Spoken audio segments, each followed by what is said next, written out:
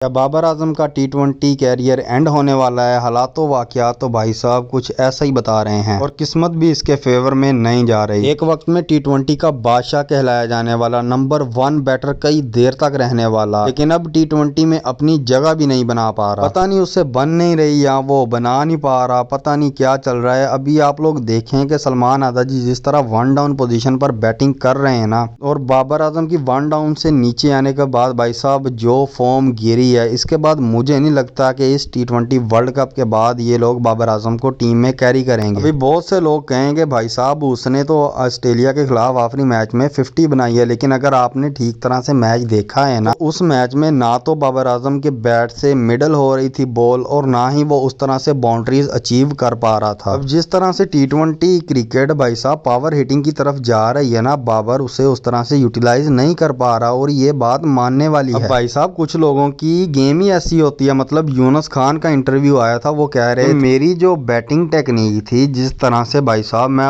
उस दौर में बैटिंग किया करता था, अगर आप लोग ये कहोगे कि मैं शाहिद अफरीदी की तरह पावर हिटिंग करूंगा तो भाई साहब वो मैं नहीं कर सकता, क्योंकि इनकी नेचुरल गेम ही ऐसी है। और इसी तरह भाई साहब बाबर आजम की नेचुरल गेम जो है वो ओडीआई और टेस्ट क्रिकेट है। लेकिन वहीं पर दुनिया में कुछ ऐसे प्लेयर्स भी होते हैं, उनका माइंड सेट कुछ ऐसा होता है, जैसे भाई साहब अभिषेक शर्मा, ट्रेविस हेड वगैरह, उनकी नेचुरल गेम ही पावर हिटिंग होती है। तो इस तरह आप किसी को भी ब्लेम नहीं कर सकते। अब नो डाउट आगे भाई साहब ओडीआई वर्ल्ड कप आने वाला है और वहां पर बाबर आजम हमारा मेन बैट्समैन होगा। और इस वर्ल्ड कप में अगर पाकिस्तानी टीम ने डोमिनेट करना है तो उन्हें बाबर आजम को कॉन्फिडेंस में लेकर आना ही पड़ेगा। एंड जिस तरह से बाबर आजम ने भी ये जिद पकड़ी हुई है कि मैंने ये टी20 गेम खेलनी ही खेलनी है, मुझे तो ये डर है कि इस चक्कर में कहीं पे बाबर आजम की जो नेचुरल गेम है, जो ओडीआई क्रिकेट है, कहीं वो भी खराब ना हो जाए, जो कि भाई साहब काफी हद तक हो भी चुकी है। अब अगर यहाँ पर जबरदस्ती बाबर आजम अपनी गेम को चेंज करने की कोशिश करेगा ना, क्योंकि उसने जो सारी जिंदगी में गेम सीखी है उससे हटकर अगर ये मॉडर्न क्रिकेट को अडॉप्ट करने की तरफ जाएगा ना, तो मुझे ऐसा लगता है कि बाबर आजम की जो नेचुरल गेम है ना भाई साहब वो भी खराब हो जाएगी। तो अगर जबरदस्ती बाबर आजम अब खुद भी टी20 टीम में फिट इन होने की कोशिश करेगा या फिर कोचिज उसे जबरदस्ती जो मॉडर्न टी20 क्रिकेट है वो अडेप्ट करवाने की कोशिश करेंगे, तो भाई साहब वो अपनी जो उसकी डाउन द ग्राउंड ओडीआई की नेचुरल गेम है ना, उससे भी हाथ धो बैठेगा। भाई साहब जिस जमाने में बाबर आजम टी20 क्रिकेट खेला करता था ना, उस टी20 क्रिकेट में और आज की टी20 क्रिकेट में